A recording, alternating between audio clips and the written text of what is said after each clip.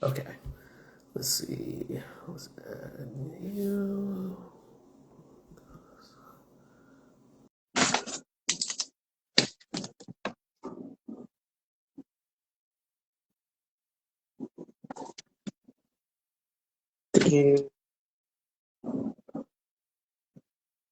Accept. Yep. Let's see. Did it work? Yeah, accept. Go live. Hold on. I'm hitting go live with Mukasa. I don't know why it's go live. Yeah, I'm hitting it. I don't know why it's not working. Accept.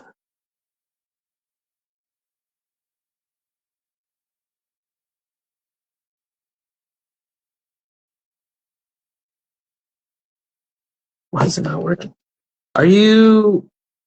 Oh, Mikasa, I'm not sure if you're listening right now. I hit accept. I'm not sure if you see something on your end.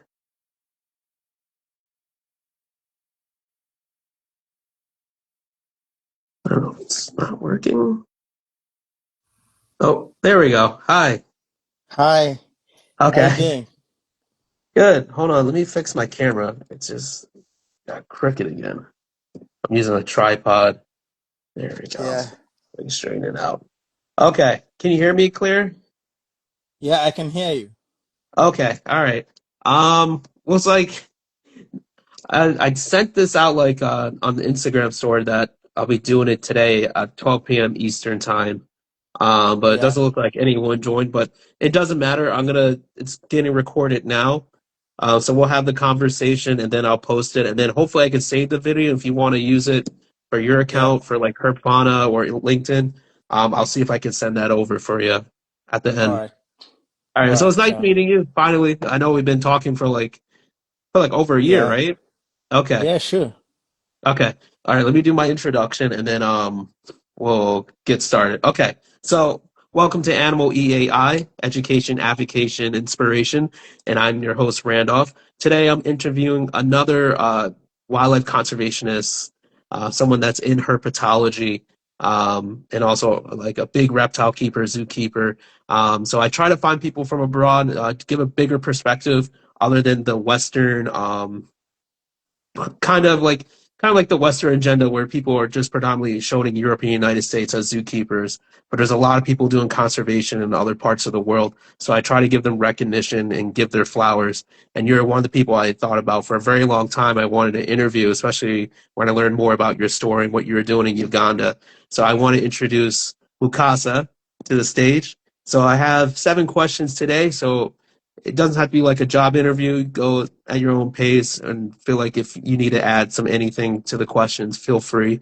If anyone joins Instagram Live today and you feel like there's a question you want to ask, we'll answer them at the end of the questions I have today, the 7 1. So the first question, you ready?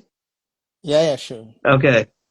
So tell us about who you are and where you're from. I told it a little bit, but you can go all in full detail.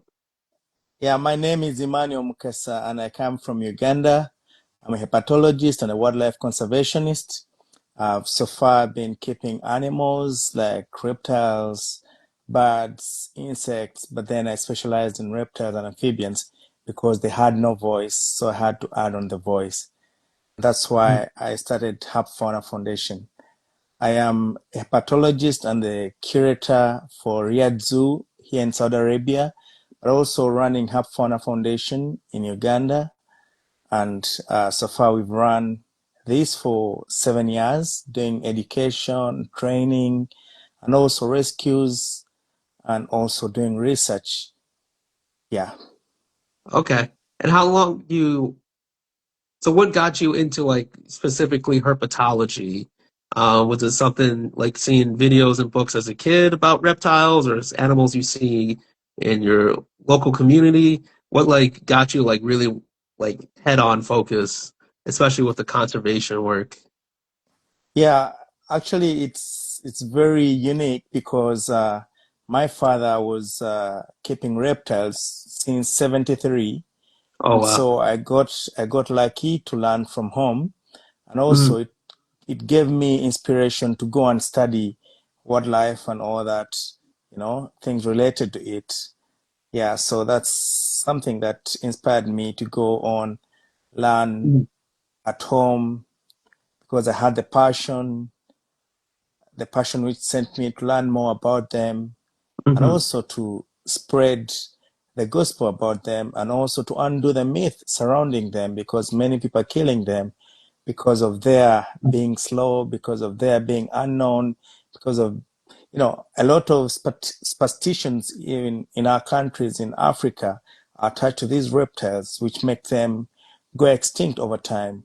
And so that is one of the aims of I mm, found in Herpfauna, to undo those myths surrounding them, so that we can protect them for the future generation.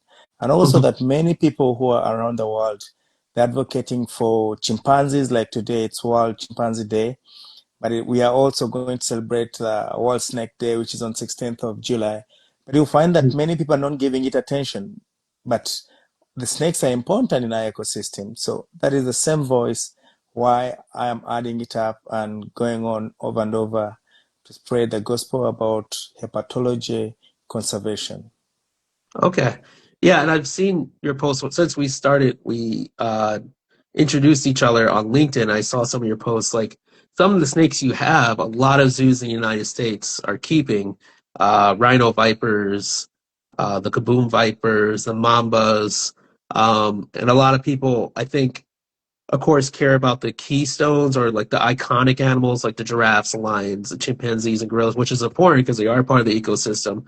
But when it comes to the snakes, especially the venomous stuff coming from like East Africa, especially for like near Uganda and the Congo, I think the attention they get is more of like they're dangerous, and it's almost like the cool factor. Like people, a lot of hobbyists here keep them privately. I'm sure your father um pretty much grandfather, like almost like an OG, like helped bring the reptile trade for venomous snake keeping here in some cases. But it was also mostly like a cool factor, like almost like driving a motorcycle. Uh, so it's Yeah, not like the appreciation of the snake, like the existence of it. It's more of like, ooh, I have something in my collection that can kill me, and it's that attention grab. It's not like the essence of the animal, like understanding the importance of why um, that is necessary for the ecosystem, but also like the the importance that can bring to people, especially with like mamba venom being used for pharmaceutical medicine now, for their neurotoxins, help with people with like disabilities, and also you go with the vipers using lead for heart medication and cancer research because of the enzymes and proteins on that. So yeah. people focus on like the crazy factor, but not really the importance. Like people talk so poetically or gospel like elephants and the importance of them, but when it comes to a reptile, they never give that same attention. It's mostly like negative. Same thing with venomous snakes here. Like the Northeast, I get calls almost. I got a call yesterday about a rattlesnake in someone's yard. They were mowing and they were about to kill it with a gun, but then they Oh, paused for a second and they were like, "Oh, let me contact someone." And they're yeah, like, sure. "The guy, I guess he's not from the area, so he only lived here for 4 years. His first rattlesnake encounter." But he was like, I don't know what to do. And I'm like, do you have any food around to attract snakes? And he's like, yeah, my wife throws around chicken feed everywhere.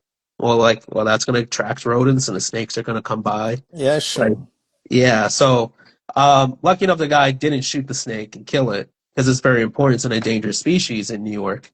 But yeah, that's something I deal with too with like herpetology. It's like, the negativity, but it's like that opposite factor where it's more of like to have it for the attention. So I don't know if you've experienced that in Uganda with people keeping venomous snakes or wanting to have venomous snakes reaching out to you. Have you ever experienced that as well? Actually, in Uganda, most people are not doing it.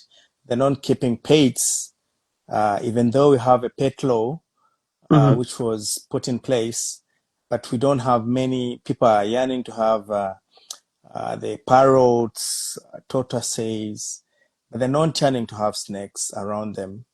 unless you Mm-hmm. know. And this all comes from the, our culture and the attachment, the myth that we're surrounding them, that they're very dangerous, they're very bad.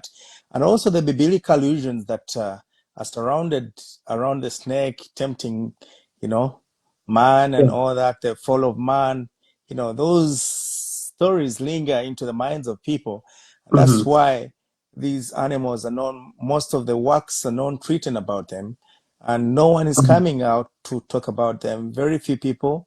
Even when you call for support, you know, people are not coming up because they see they are less important, because even Mm-hmm. ICUN lists them as least concern. But just because they're least concern, their population is dwindling day Mm-hmm. by day, because people think every snake you find, you kill. They don't know the good side of the snake, where we use the neurotoxic venom in trauma treatment and all that, you know. Mm-hmm. So they don't know. But when people get to know and we demystify the information in our local languages and all that, people will appreciate the value of these herbs, and then perhaps you know, they'll be Yeah. conserving them. Like today, we got a call for, you know, from some people. They had locked themselves out because they've seen two snakes in their compound. So we Mm-hmm. had to find a way to swing into action so that we save the snakes before they kill them or they ban them, you know. So it is Yeah. something about the information flow, undoing the myth. We call it undoing the myth. So when we undo the myth surrounding them, because people think the python is dangerous, the common green snake, the Throtamas species, are dangerous, yet they're Mm-hmm. not. So every time someone or a farmer finds it, they just get a panga or, you know, a stick and then pound it to death. So Mm-hmm. when we spread the gospel, when we spread the information, we are saving them for the future generation. Because when you look at the swamps, the wetlands, and all that, if you follow how our work flows, we are not looking at only snakes. We're protecting the wetlands too. The Mm-hmm. habitat conservation is key, because if the reptiles are gonna be, moving into people's communities, they're gonna kill them, and this is as a result of the wetlands, the habitats that have been destroyed. For example, our city is surrounded by lakes. Okay, it's surrounded Mm-hmm. by forests. Okay, it's initially a forested area which Mm-hmm. cannot be free from snakes over time. So we just need to understand and also say the snakes of Kampala, like we have even mambas in the city, some patches of the Wow. city. Yeah, we have cobras, we have the night adders in the city, but also you have the common, white-lipped snakes, which are non-venomous. We also have the Mm-hmm. house snakes, the egg eaters, you know. You'll find that we don't have the boom slangs in the city because their range is different from these other common snakes. So it is very Okay. important to know the ecology of the snakes, and then we'll appreciate them. Yeah, that's a something I deal with, like the wildlife rehabbing. Most of my rescue calls start between like late March into, I would say, July, because that's most of like migration period for turtles. But with all the habitat fragmentation, there's some protected land, but then the land is being industrialized Yeah. around the acres. So a lot of collision hits from females crossing to nest. Because before there, 15, 20 years ago, all that land was just either wetlands or prairies, a little mix in between. So a lot of water around my area as well. And in between that, there are like isolated pockets of critically endangered turtle species. So I got one a few years ago, like a spotted turtle, which are so hard, other than being very dark and only have yellow spots, they're very hard to Yeah. find in like cryptic water. Um, and then also working with the biologists, sometimes their funding, I notice it's only for a limited time where they're doing the research and conservation. And then once they get like a study, and it doesn't matter if it was 10 or 20 years ago, as long as they did that field study, they're not really putting more money back in into doing more ecology and conservation. That's something I deal with.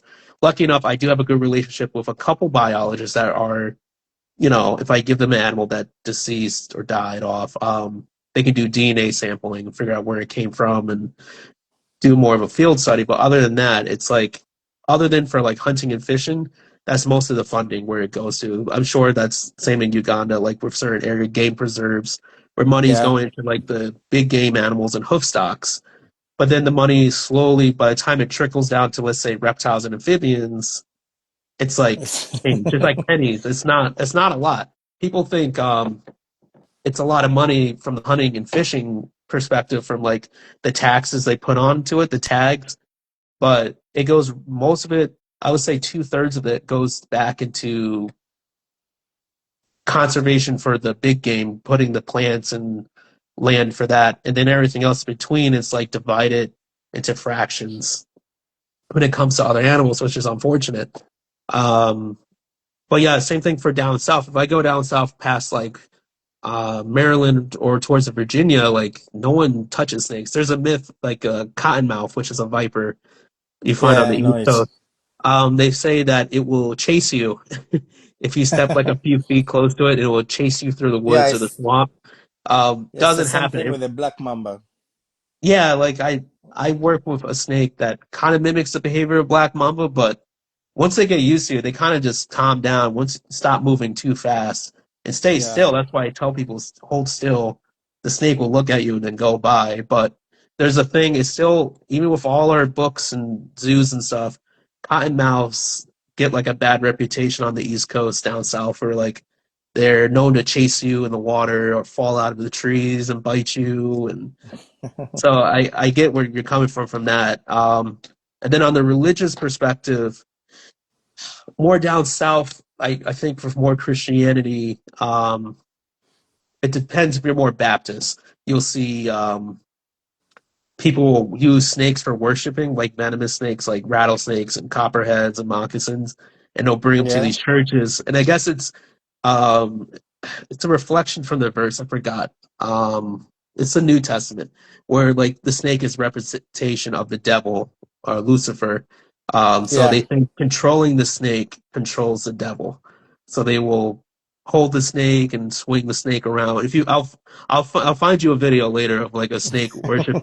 It's insane. So they will play around these like rattlesnakes and vipers and think they're controlling the devil. It doesn't do anything. You get bit and Yeah, you have to go to the sure. hospital. You have to go to the hospital. But if you go out like west, they have more of a understanding of rattlesnakes because they're in close contact with them because it's more dry and like not like industrialized areas. But at the same time, even though they don't have a fear of the rattlesnakes per se, they are more prone to like do the rattlesnake roundups and corral and just kill snakes just to kill them, almost like corralling cattle. It's not really Yeah. being eaten. They just it's more of like a cultural thing. Like in Texas, they do like the rattlesnake derby every year, and they're killing The over ret way over 1,000 of the venomous rattlers. pythons, the Burmese pythons. Oh, like in Florida, yeah. So the Yeah. competition just started yesterday or this weekend. So they do that in South Florida and the Everglades. So you have to take the like an exam or like a class, and then you divide your wherever your team is, and you go out there. I think which is weird because it's like wet season. I don't know why they're going out now. Dry season, it'd be easier to catch the pythons because they're conjugated. But people Yeah. bring out their boats and go off the coastline, or they bring dogs to sniff out python. Yeah, it's crazy. They don't. Crazy. There's no way they're going to control the population. It's more of like the Yeah, government. it got Yeah, out of hand because the government permitted them, and then everyone is, the biggest challenge is like most of the people who are like in the Western, most of the people who are having pets are not, they're not even aware of the animals they're keeping, yeah. they don't know their ecology, they don't know their, uh, behavior, Hmm. reproduction, so which puts them in a fix that they don't know how that they grow big and then they're out of control, that they cannot control them. So the end result is to find a way and dump it. Hmm. Yeah, like the amount of pythons. I went to the Everglades about 3 years ago, and it was beginning of the wet season. I didn't see one, which was crazy. I thought I was going to see pythons, but since the level rises, they can Yeah. transfer faster through the mangroves. You will have to go off trail to find one. But the craziest part is I didn't see raccoons, which are like a very common animal to see up northeast or on the East Coast. They ate all the raccoons out of the Everglades, Yeah. even the deer. So I didn't see. So the only large reptile I saw were like American crocodiles, and you'll spot them around the mangroves a little bit here and there. But yeah, the I didn't see too many snakes. Once the rain hit that first week when I went down there, they scattered. So they just spread out. I don't know how people go out hunting at this time of the year. I would go during the winter, but I guess the competition starts now. I guess it makes it more challenging. But yeah, you will have to set the whole forest to kill all of them. At this point, they're almost part of the ecology, unfortunately. But the only thing that I guess that's dampened them is not humans, it's actually black bears, crocodiles, Yeah. alligators, and bobcats are now learning to hunt them. They'll eat the Yeah. small pythons and eat them. But yeah, that's like a very good point with like herpetology. Other than like protecting the wildlife and natural resources being taken out and people not understanding the ecology, you see that even with zookeeping when people put animals in their collection. I remember seeing like a Facebook post, some zookeeper, I'm not going to name them, but they are in New York, but they had a Burmese python in their collection, a big one, probably like 12 feet. Um, and they didn't know how to take care of the snake. And I'm like, there's so many books. You can go on Yeah. iNaturalist. You can talk to another experienced seasoned zookeeper.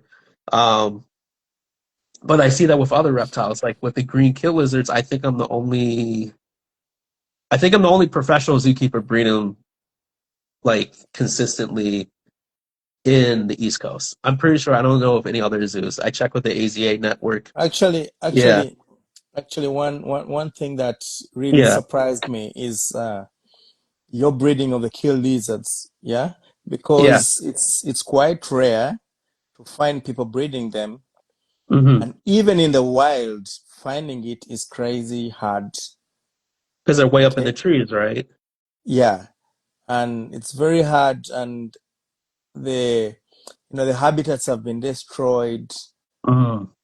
So most of them, they are on the coast, parts of the coast, in a small, patch of the forest around maybe Watamu in Mm-hmm. Kenya, on the coast. So it's really hard to find them breeding, so it's really something that you need to write a book about them, how they Yeah. breed and survive in captivity. Maybe it would be the same way they can be bred and reintroduced in the areas which originally they belonged.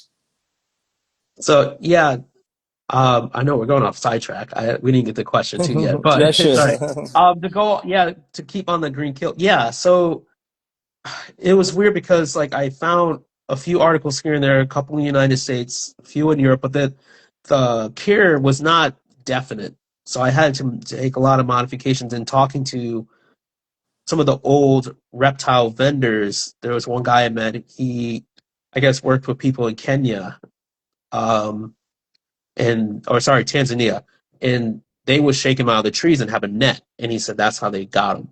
And then talked to another reptile director in Texas. He said people had a hard time breeding them in the United States, and they kind of like just died off.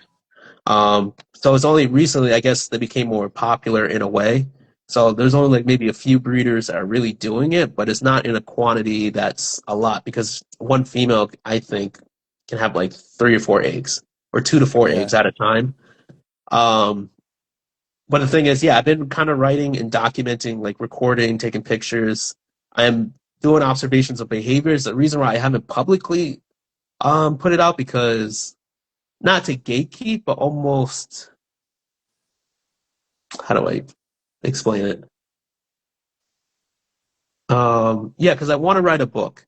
I definitely want to write a book, but I don't have enough information. I've only been doing it for like 3 years, and only by last year had the success of hatching and raising them.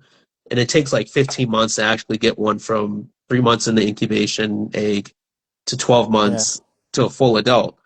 Um, And then now I'm starting to like reach out to other zoos, and I noticed like some zoos that have reached out to me, I think want to take the credit for the breeding and do it on their own. Um, and some people I think are just very interested because I got a lot of people excited and really, mass Yeah, emailing me. I can't say what zoos, but they are AZA. I'll put it like that. So yeah, I think that's once I get more established with the breeding and then like the behavior aspects, even doing the target training, then I'll start writing and I'll publish something maybe on my own and then, that's copywriting that it in that will some be way. Yeah, so I think by the end of this year, maybe I'll write something up. And I already have it pretty much written up anyway from the care guide. Um, but yeah, from talking to other people, not a lot of people are doing it. It's nice that I have two pairs, two separate pairs in two different accredited zoos for reptiles.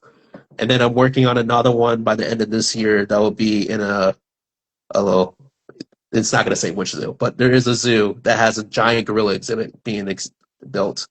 So I'm working with that facility and collaborating. So yeah, it's interesting to like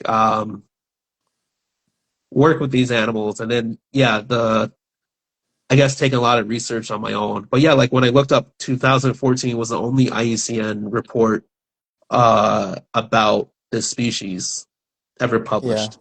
And also the fragmentation. So they're saying vulnerable, but I'm, like you're saying, like from that's over 10 years ago. I'm sure they're endangered, especially when you describe about the habitat destruction or deforestation in mass amounts happening. And it's not yeah, just in Uganda, but all of East Africa, heading towards West Africa.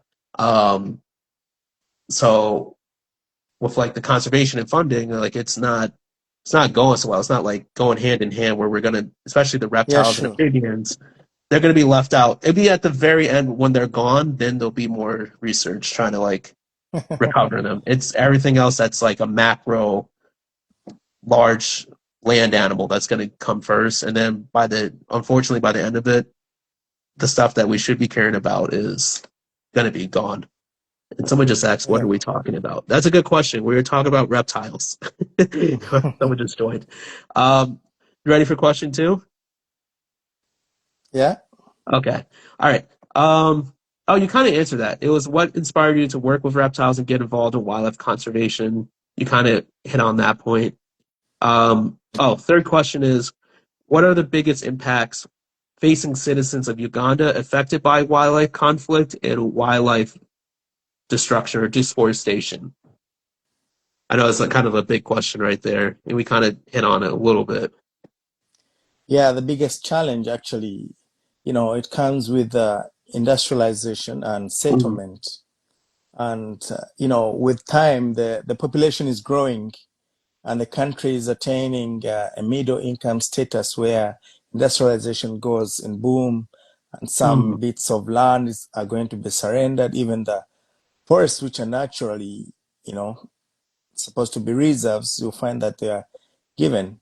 For example, we have one of the biggest forests, which was in the central, close to the city, which would have been a, a park like you see in Nairobi. It was called Namambe, but it became, an industrial park with many industries. Mhm. So this kind of arrangement makes the animals flee to the close communities. And when they get to the close communities, people like they have little knowledge. For example, the fire skinks, people think they're very dangerous. They have some myth surrounding them.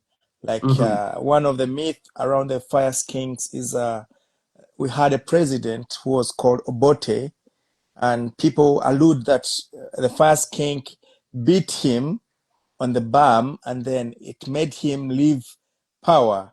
So that allusion, every time people would see it, they would kill it, you know? So by so doing, definitely Mhm. these animals' numbers are going down. When it comes to the snakes, every time someone sees a snake, they think it's very dangerous, it's very venomous, even before identification. And, the human snake conflict happens in that way, that people sometimes when they see the videos on YouTube, maybe someone is doing it like these traditional healers who tend to move around, posing with the Hmm. snakes, that if the snake bites you, I can give you, a herb that you can chew, and then you get, you know, you get Hmm. free from the envenomation. So these kind of people are causing a lot of trouble, and people are dying in most cases. Hmm. So also the there is superstition. Most people have beliefs, like you said, that in the down south maybe they are worshiping the snakes, alluding it to the devil, and by Hmm. swinging it around, they're chasing away the devil, and they're portraying that the devil is overpowered. So most of the traditional healers that are existing think that keeping snakes in their culture sites portrays power and healing, and Hmm. in the due course, they keep venomous snakes, which they don't know how they behave, and they get bitten. For example, Egyptian cobras, and here Egyptian cobras are one of the top venomous snakes in Okay. Uganda, because they have a lot of venom disparity. Some that come from a different part of the country have different potent level of venom Hmm. and the other. So that one only makes it a big problem for people using them for superstition. And also many challenges that few information is around, even to the medical departments and all that people cannot be treated, you know, with the right antivenom. Hmm. There is no antivenom based from the country, all is shipped from out. So all that brings in the issue of wildlife challenges. Recently on X, I was seeing someone commented on my post that a python ate my goat and I was non-compensated by the government. So my answer was, it is a human snake conflict. And also the problem is, you put down the forest to build your home close to the Hmm. forest. And that's why the snake came to an area where it think it belonged, and it found food, because they move wantonly. They have no station. They think they are free like humans do. Hmm. So they should also move freely, but we should only Hmm. find ways of living with them and Yeah. identifying them and knowing which is which. That's why we lecture people on identification. We lecture people on which snakes are found in this region. We did mapping, basic mapping and list from some of the districts of the country. Hmm. We have a map as Herp Fauna. At least we talk about, if people consult us and they call, we know which species are in this district, which species are in this Oh wow. county, which helps us a lot to save people from the bites and all that, and even getting the right envenom for the bites happening in those particular areas. Okay. Actually, you just opened up a lot more questions than I have. Okay, let's go back to like the industrialization. Are these industries from Uganda, or are they from outside foreign industries like Europe and China? Actually, most of them are from China. Most of Mm, them are from China.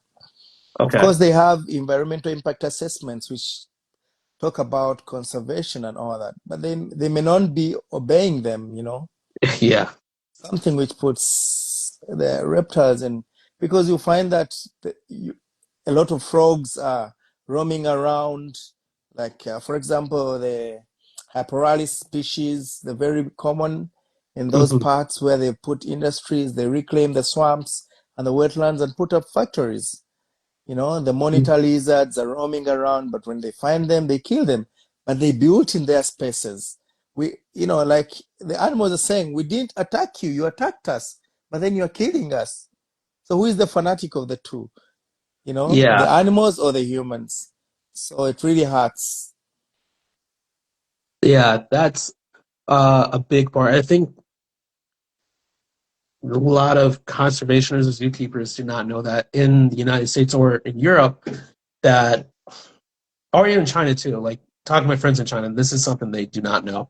Uh, there's a lot of foreign organizations going into, especially in West Africa right now, for the resources of natural minerals, and also pharmaceutical companies are also trying to claim up a lot of fauna and flora in those areas. So it used to be South America used to be the key point, but now South America is being divided between like more Russia and And yeah, yeah, more Russia. Before it was France, you know, yeah, and then but now Dutch. France is losing the battle, and now Russia Uh, is taking yeah, over. they are. So to go on that from the industrialization, because like obviously you hear about that all the time. There's not pharmaceutical companies, like oil industries or mining industries always like, oh, we hire biologists to do a survey so that we're not harming the ecosystem where we're going. But clearly, it's being very biased and like serving It is the pseudo. It company. is pseudo. Yes, a It lot of is pseudo. pseudoscience. But also, and this is something I noticed from the wildlife trade here. Um, like you were talking about fire skinks, uh, influx of like coming imported has gone up the past several years. So there's some people trying to captive breed them, but most of them are wild caught. Egg eating snakes are another big popularity that's kind of popped up. What's another? Some not a lot of frogs. Most of no rain frogs have popped up more through the Yeah. industry. Um, and then some venomous snakes, but not like it's not something I see in New York because there's a lot of restrictions keeping them. More like in Pennsylvania, Texas, Carolinas, Florida. But do you notice because your father has that background with exporting reptiles? Do you notice there's an influx of people going into that business once the industry started to kick up, especially with all that like all that land being fragmented? Do you notice a lot of people like reptile catchers getting more business because now they can get these animals more frequently because they're not so dense in the forest that they can just sell them out to make an income, another source of income? Actually, actually, it's now down. It's now down because there are very few people doing the trade, Oh, and okay. because of the restrictions they're putting on it. Okay. Of course, you have to trade only in captive bred. You don't touch the wild. So they give you a Okay. breeding stock, and then that breeding stock is what you dwell on to breed F1, F2, you know, Yeah. for trade. So it's not easy, and that's why most of the people have gone out of the trade because they cannot cope up with the modern ways of doing Mm, things. You know, they were doing them in the ancient ways, you know, but now breeding is more sophisticated because it calls for regulation of temperatures, calls mhm. for understanding the ecology, Okay. calls for understanding the behavior of which people are not ready to get into. And even that would have gone into them, like people who have gone to school, they have no knowledge about the enterprise benefit. Otherwise, that Mm, would have bred the gap of people killing after knowing there is importance attached to the species. They mm. don't be killing them wantonly, you know. For example, we have a drum which is made out of the skin of a monitor, the Varana salbralis, you Okay. know. This drum is used across the cultures in Uganda. But Mhm. then, you know, when you look at the harvest, there is no clear way where they get the skin. It is Mm. CITES Appendix 2. Yeah. Okay. Yeah. So that kind of harvest without regulation is leading to problems of extinction in future if not analyzed well. But the right way would have been gazetting a place and maybe someone getting into enterprise of breeding them and then harvesting, selling the skins from there because it's a traditional drum that cannot be done away with, you know. Hmm. So it would have been something that can be done. When trade is regulated, it would be something. But the moment it is put on stop, it Um, creates illegalities. That's why you find many airports, like in Asia now, you find someone is got with 1,000 radiated tortoises. tortoises, Yeah. you know. But then, if before in the back in the days when we were growing up, every company, there were a few companies actually, would give you a quota that you can trade in this quota. Okay. Biologically, you understand that this snake gives birth to 10. This one gives birth to 50, like a Gabon Hmm. viper, Nasiconis, or the vipers, like Atheris nitzschei, it will give 10 babies. So if this person is given 10, strictly 10 to trade in, you don't get any other quota until Okay. the year ends. So that was regulating. Okay, you find that now you find species of Uganda are got via Congo. I don't know how, and then you see them on the market. People posting them on Mhm. Facebook, you know, Yeah. because it is suffocated, and they're least concerns, you know. So governments must sit and analyze and understand the regulation, understand the trade they're regulating, understand the policies they're implementing vis-a-vis Mhm. the biology. You know, you see, like some states are not permitted to have certain species in US. Yes. It is limiting something at least. You know, Hmm. the Fish and Wildlife limits you from importing this and this to these states. And the people of Florida are saying, okay, we don't want this in our state. It's a collective responsibility, something that can be happening also here, you know? Okay. Yeah, so I think it's something that needs to be looked into. Okay. Yeah, so that's a good point because like the thing with like the vendors here in the United States, I'll ask them like there's a new population of green kill lizards I noticed that are larger. I don't know if they come from Tanzania or Kenya. No one wants to give me a straight answer, but they're like, "Oh, they've been captive bred." I'm like, "This bloodline doesn't even look like my bloodline I have." So I'm pretty sure I have like an old bloodline, but this new bloodline it's getting mixed in and no one knows a direct location.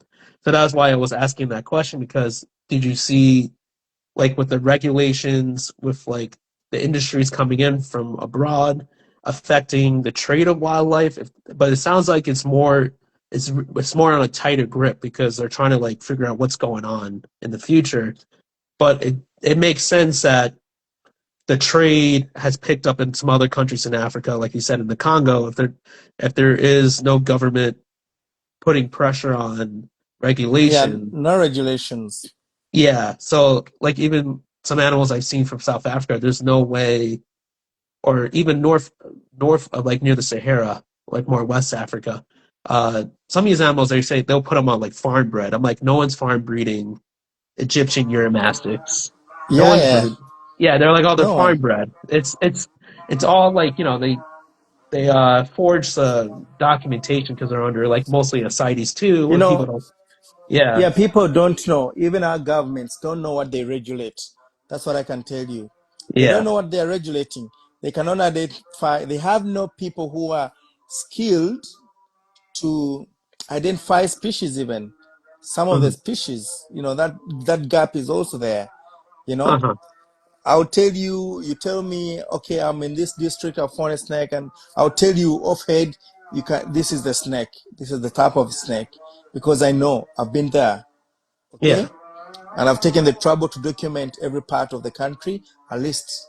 But then you find someone now, you are in the US, and then you are publishing a book on snakes of Uganda, and you show that this snake, no, no, no, no, no, it's not existing in Uganda. I've grown in Uganda all my time. I Hmm. started when I was 10 years old, like I told you. I've Yeah. moved, I've seen species. Okay, I'll tell you, this species is not there. This species is here. You know, recently Yeah. someone was doing a research on the Xenop species of Renzori, you know, Hmm. and I told them in 2014 I found those species in a certain part. They are endangered now in this part of the country. So you go there, you find them, and indeed they did. Oh wow. you know? Yeah. So it's about, and also people are failing to incorporate what we call citizen science and the real science. Mm. Yeah, I think I noticed that too. That's always been like a academic uh I would call it academic stealing. Um where the accreditation is not given correctly because you see a lot of field studies done, you can see in the IUCN, uh they're not accrediting correctly the people that live in those areas because they know the ecology front to back. But when it You know comes what? to, yeah, oh, go ahead. Sorry, go ahead. Yeah, do you know what they do is to put a link, okay? They Yeah. collect the data, they ask, uh, fill in this and this and this and this, okay? Hmm. They create those data banks and online, without Yeah. getting on the ground. So someone fills in what they know, yet Hmm. it's not the real thing, sometimes Hmm. it's assumption. There are some species that are said to have been found only and only in a particular area, Hmm. but then it comes out there also in other parts of the country.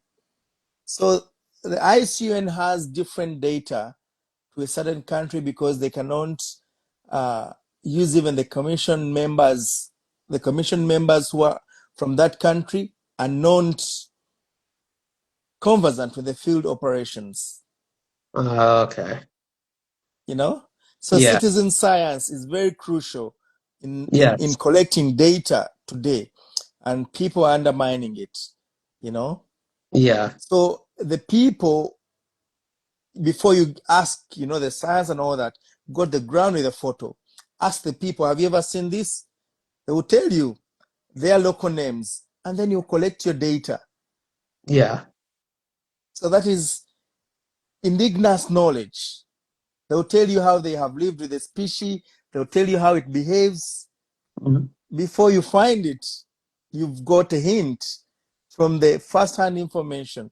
Some of them have the skins in their homes, you Hmm. know? So what Yeah. kind of evidence does someone from Alberta wants to give on a species in Uganda, Hmm. you know? Yeah. So people must, Oh, hello? I yes, think you froze yes, for a Oh, sorry, you froze for a second. yeah, Yeah. No, yeah. That's the part of like wildlife conservation. You do have to work with the local communities, but it depends who the biologist is coming in is what's their intentions because are they just trying to say they did something, they found it, but they actually are not giving the accreditation to the civilians that live there, or they just want to publish something to publish something. And there's been some notorious herpetologists, I can't remember the guy's name, but he was changing the whole taxonomy of a lot of reptiles and just cause for of no reason, selfish just for ego, just changing the self. whole genus of everything. Some European guy. I don't know. I think he's dead now. Hopefully, I don't know. But yeah, even when I do herping here for like wildlife rehabbing, I ask the locals like, where did you find it? That's the most important thing I need to know the locations to return animals or to document. Like if I'm going to get more cases of this one species or one area of human and wildlife conflicts. Yeah, So no, yes, it's civilian data is extremely important because they're going to have like that's going to be the immediate data you're going to get yeah, instead of doing satellites and the whole drones and stuff like that. yeah. You're Like gonna go for the visual one, but then the other one is very crucial. yes, yes. There was another part of the question I wanted to ask you. Oh, your data that you've collected around Uganda. Is that public information that communities in Uganda can retrieve to get an idea of what animals are in their ecosystems? Or is that something you just give to like researchers that are requested What or the what we government? do, what we did, it is actually it belongs to Herp Fauna currently. The Hmm. map belongs to Herp Fauna and the communities where we go to teach.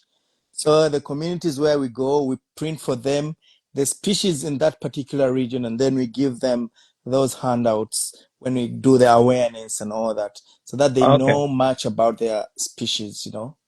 Hmm. And then for even the hospitals, the health care teams, we have what we call the village health teams. So we give them this information so that they know in case this person is bitten by a snake in this region, the snake could have been this one. Because the use of polyvalent and venom is the solution here, monovalents will not work, and then they're even expensive. Even having them is quite hard. There are very few hospitals where you find antivenom here. That's why we are trying to do maybe a fundraiser to have antivenom from a particular region. But you see, even the response people have towards reptiles, if they are talking about the rhinos, if they're talking about the elephants, people would contribute. But you Yeah. see, reptiles and snakes, people don't want to know, you know, they're not Yeah. interested. So we now find ways of finding antivenom for those particular areas where people have one vial, two vials in a year, and yet they are getting 10, 15 snake bites.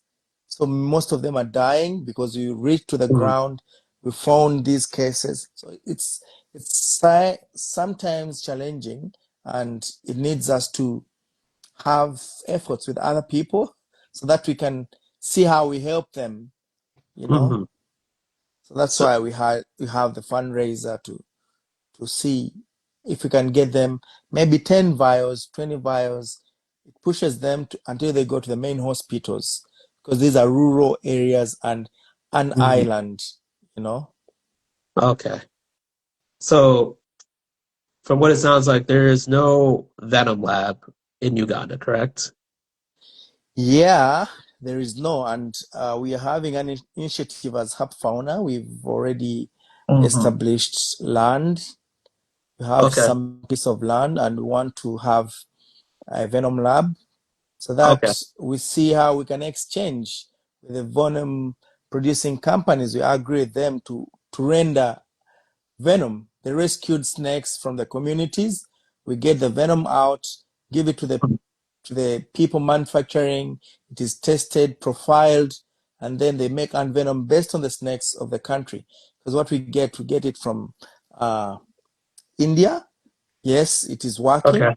but then it works with snakes which have been taken, collected from Europe, where bred under conditions which are not favorable, and the snake that has bitten the person is from the natural Mhm. setting. So there will be, you know, a consumption of many vials than where a snake is based. The venom is based on the local species directly, which are not bred 4 or 5 times. You know. Mhm. So, whoever's listening, this is a dilemma I think we noticed the last, I'll say close to 10 years, and a lot of people are just finding out now, but this is something I learned about maybe like 4 or 5 years ago. Um, and this goes for all venomous snakes. So, whoever's listening, depending on what location this venomous snake was in contact with you, does not necessarily mean it's going to be a 100% match with the snake that was collected for the antivenom. So, like for example, timber rattlesnakes have a more of a hemotoxin up here in New York State, but there is a location in Jacksonville, Florida, I believe, that has more of a neurotoxin. So if I get bit by a Jacksonville Yeah. timber rattlesnake, I'm going to die because the venom is not being collected in necessity for antivenom. Um, Even with king cobras, people are talking about people are dying of king cobra bites, but they're like, well, we already have enough venom. It's a very, profitable antivenom that's being produced. But now we're just finding out there's like 4 different species of king cobras, and now you got king cobras that are in the zoological or exotic animal trade that have been bred, but they're hybrids. So you're not even getting the straight So those are the ones they're going locality. to Yeah, use as to collect the stem venom to be used to manufacture, which will not be, I believe it will not be 100%, no, never pure. 100%. Yeah. So you see, the same thing happens. You have the Egyptian cobras from the northern part of the country, and the Egyptian cobras from the eastern part. Those ones from the northern part of the country have got high venom content than the Mm, eastern, you know? Yeah. So which makes it a little bit hard, even for people who are producing the antivenom on the world market, and they're saying you have antivenom for snakes of Uganda or Africa. So they will depend on the antivenom of Morocco, you know, Hmm. Algeria, because we have the Niger Haja there. So Hmm. they will think it's the same. So antivenom is, produced region by region. So snakes should be profiled region by region and antivenom produced depending on the snakes of that particular region. You know, Yeah. that will solve a lot of problems than people, because the people who are consuming the antivenom don't have the money, and the cases that are happening are not in the urban where the people can afford a vial for $150, or $100, but the people down there don't even earn uh, you know $200 a month. you Hmm. know the people who are bitten by the snakes daily, their access to the hospital is hard, Yeah. but they are the ones experiencing the bites, and those are the people we are fundraising for to get antivenom.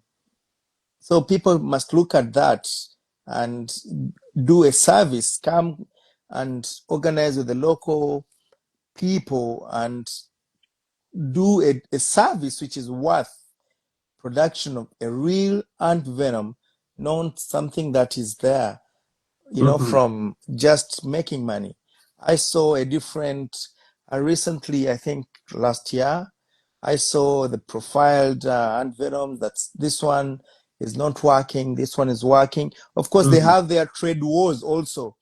Someone is putting down this one. WHO is saying this one is the most effective one, Hmm. not approving the other ones on time. It's something that is really crazy when you look at it and assess it. Why is the other one more effective and 100% sure that it will be effective on the bites in Africa? I'll not mention the antivenoms that are produced, Okay. Yeah. but people approached me, asked for, my input on the antivenoms, and Yeah. after they produced something, they didn't even accredit me in their production, Mm. but I took my time to tell them what happens with the ant venom and what really is, where they get it, what problems we have as experts on snake bites in the country, you know? Hmm. And they produced that report. But the report, I saw it as if it's biased. Yes, we agree that because of our people who are greedy sometimes, they bring in antivenoms out of ignorance on the on the species and also the issue of the snake bites. They will buy anything thinking it's antivenom, it's right, because they don't know which antivenom Yeah. is right. They are used to using traditional healers, herbs, blackstone, which does not work.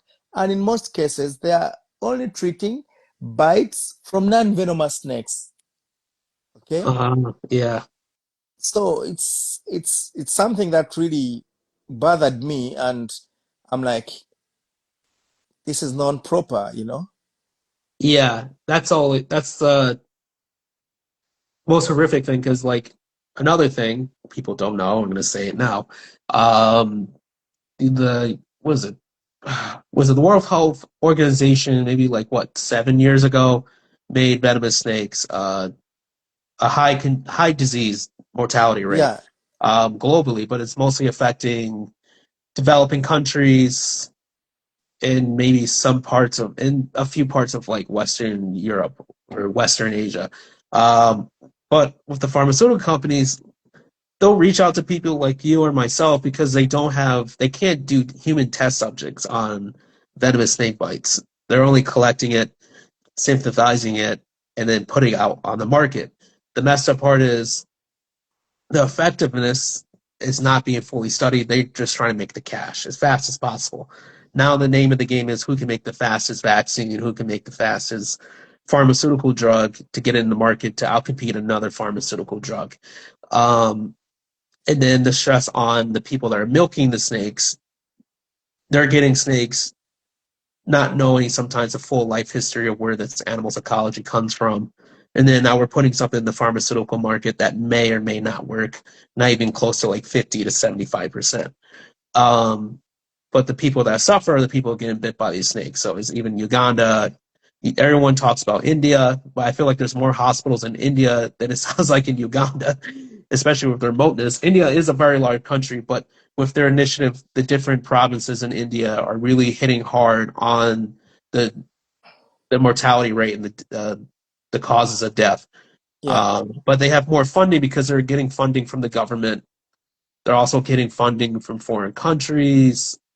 Pharmaceutical companies, it's a big bank for them because of the death rate, the death rate they have recorded the past 50 years. That gives more money for shareholders to fund into those pharmaceutical companies.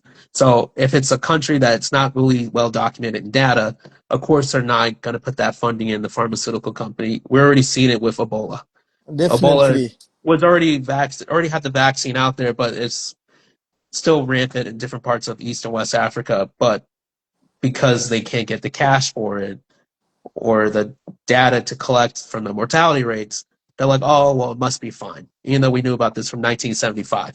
But the same thing with Yeah, venomous snakes. It's like it's really messed up. You're just trying to get 22 vials into a hospital, which is not even enough to cover.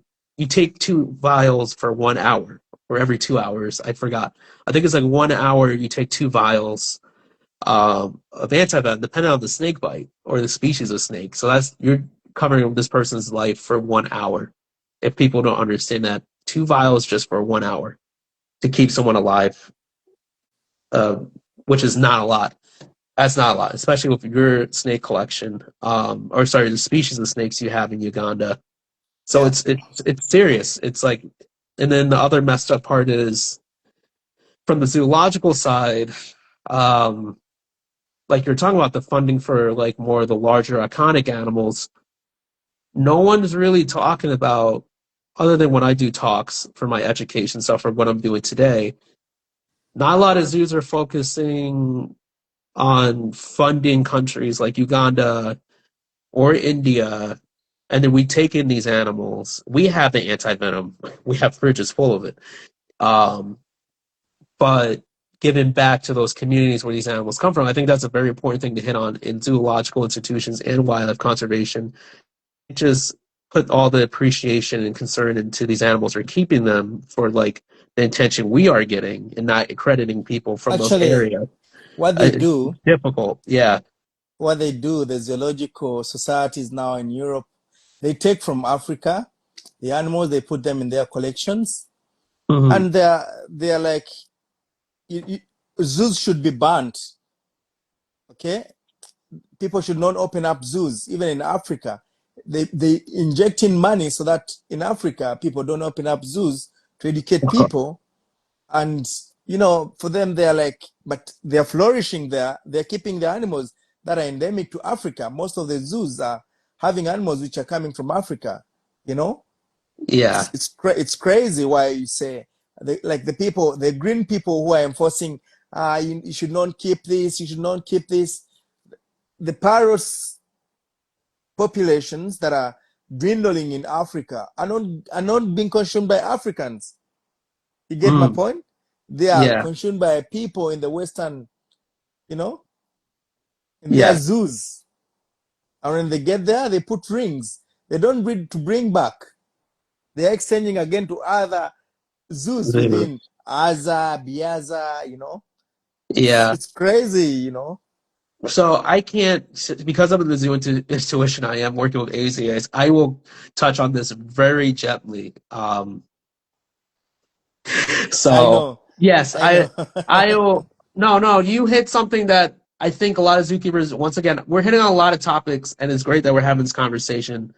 Um, because when you get into wildlife conservation and you get your hands up and more on the like the captive breeding, we're talking about like the SSP species survival plan. Yeah, most of those animals, and this is something I am contemplating myself. Like I was talking about, like writing this book later on. Once I'm more established, it's because a lot of these SSP animals are not, other than giant. We talk about like giant pandas. a lot of these animals are not going back into the countries they originate from. We're almost like taking the original book in a library and making more copies of it. Yes, it helps with like the disaster zone if the population is wiped out completely. Yes, we need that genetics in the books, but at the same time, funding for to do restoration, which is part of the ethic Protection. protection, working with those local communities. This is something I notice that frustrates me in the zoological side. We're not putting enough funding Yeah. into going back into these countries. It blows my mind that people will appreciate an animal from Africa, but not the people of Africa. That blows. It's the same thing you see in Southeast Asia. I have a collection of animals that are only found in specific islands in Indonesia, but I try to educate people. I'm not trying to mass produce them. I hope to keep them as long as possible, and maybe in the future captive breed them, like with one species. But Indonesia now, since their economy is so poor since COVID, a lot of foreigners from Europe and China are buying up those islands, and they are like, oh, well, they want to stay in a place that's more reclusive and close to nature, but they're destroying all the nature. And then these animals are pushed out the forest or the wetlands, and then the people are suffering because they have no source of income because the foreigners are not giving them jobs. It's not there's a lot of villainization when it comes to poor or more developed countries for the wildlife trade. Yes, it's not ethical, but at the same time, you got to think about the perspective. Like they're not given any sorts of education or source of income from an industrial job because those jobs aren't given to them. They're given to they're bringing foreigners from their own country to work in those jobs. And if it's the Yeah. jobs that they do get to the citizens, it's low income jobs, less than sometimes it'd be less than $5 a day.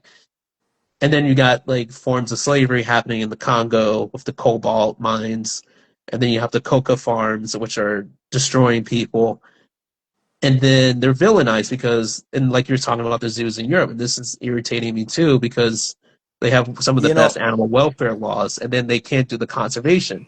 So, um, what was the part? I was sorry. The part was last part I was going to say. Oh my God, I lost it. Yeah, it's horrific. It's a lot of contradictions, and it's a lot of people that aren't aware of this because they get in the institution, they think we're doing this. But in all honesty, it's to a point. There's only like a few zoos around the world that are actually bringing animals back to the continent or the country they come from.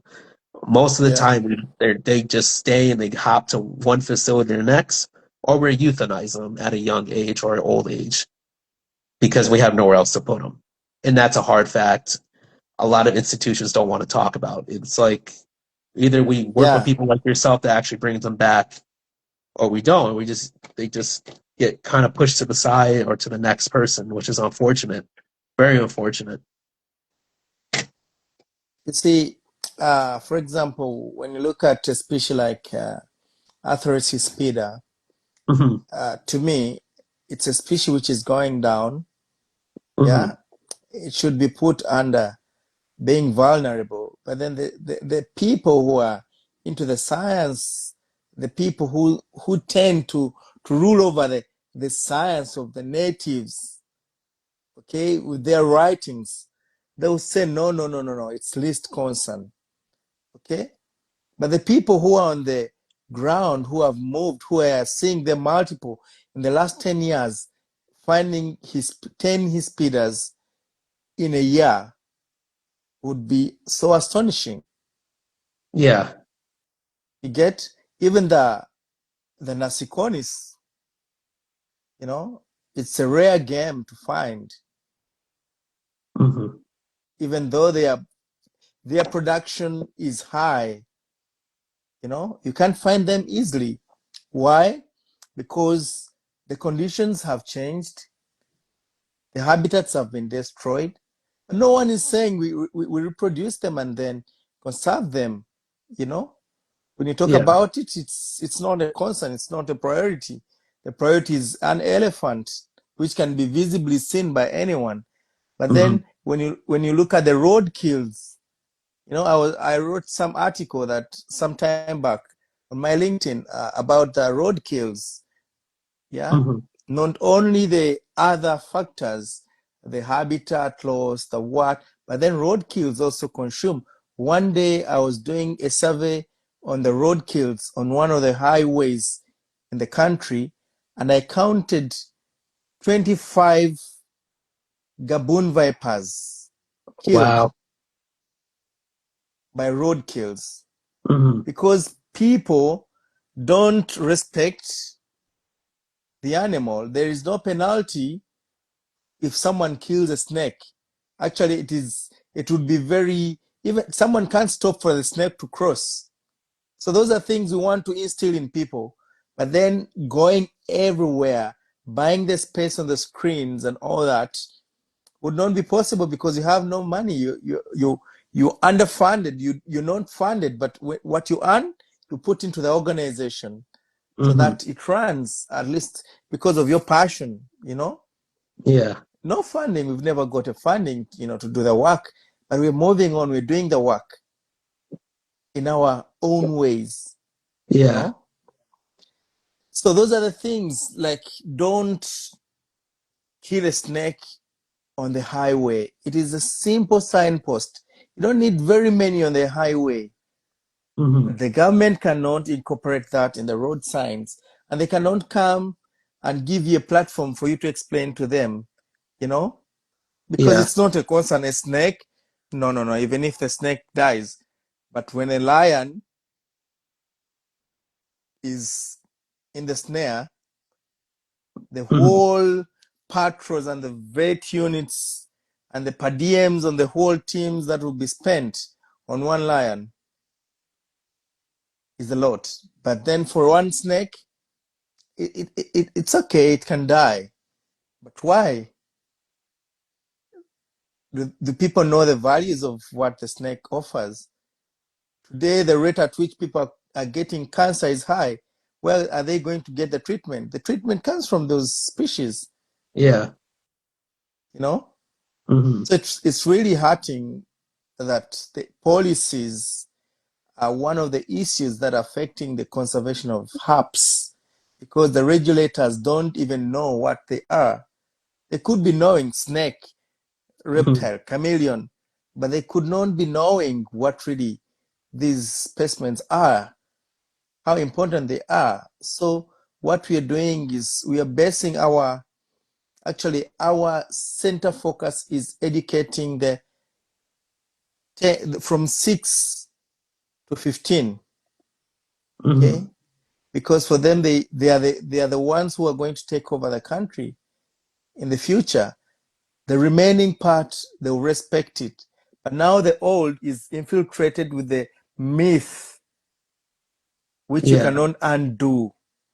You get my Hmm. point? So you Yes. cannot, so we go for the clean slates, which can be paired and Yeah. prepared for the journey. But the old, at least they go back and say, no, no, no, daddy, if they touch a snake, this snake is non-venomous.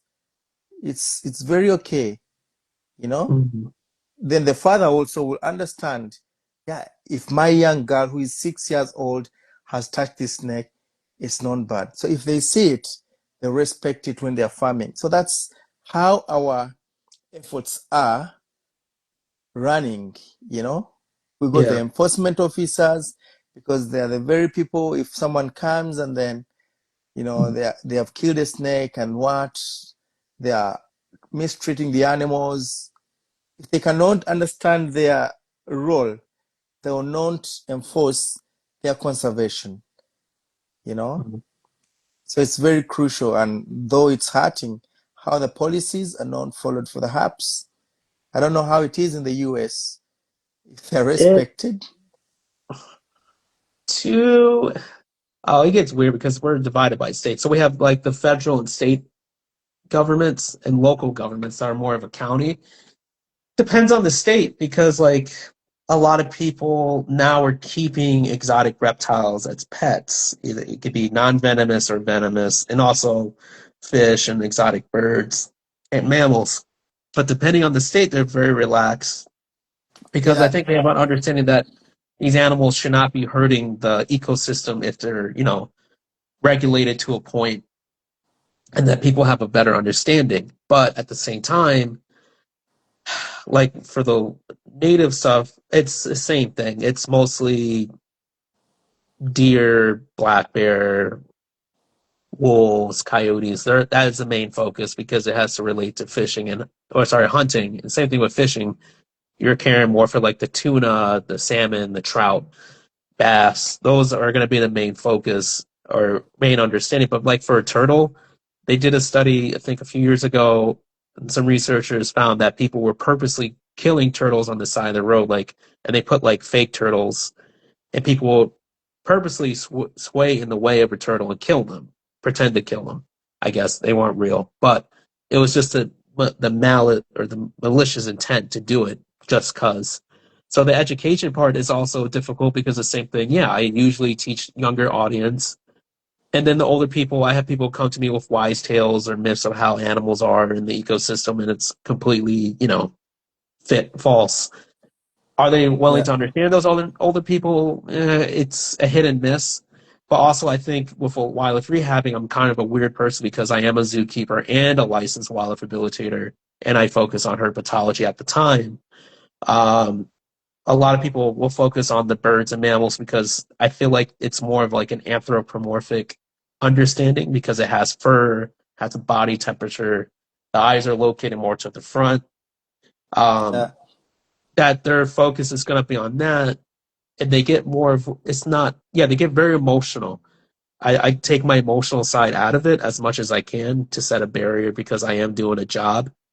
But people take it to a more of an emotional boundary because I think it's more of ego and like a savoritism to themselves. Like they feel like if I save this animal, then everything will make a difference. It doesn't come to that. I think you have to care for everything like equally to have a full understanding of what you can do.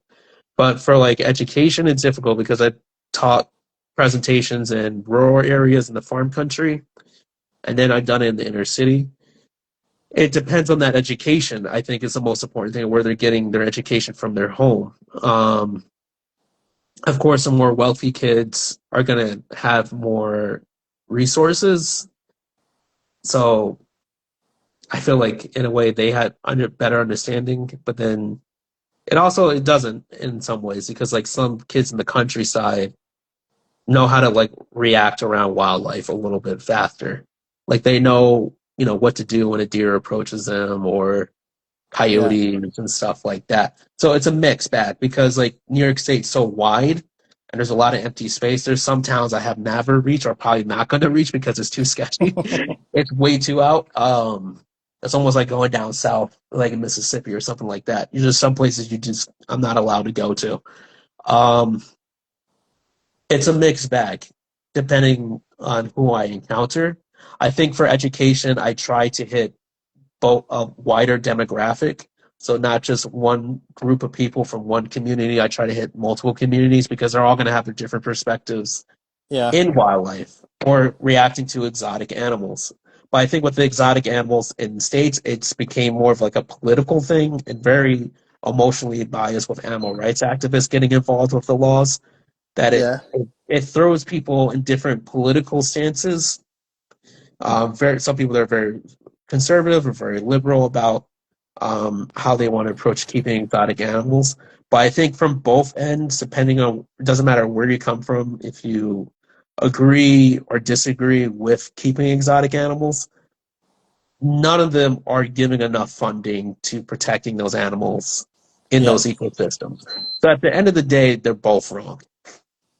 And this is the that is just why like I am very careful who I discuss my conversations with and also how I educate.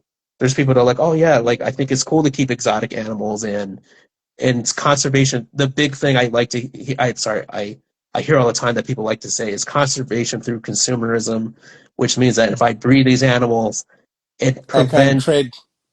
yeah, they think that breeding and selling these animals in the hobby will prevent the habitat loss and destruction in the areas those animals come from because everything's a poaching situation because those countries Yeah, are poor, they have to poach, which is total BS because, as you just said, the laws are strict.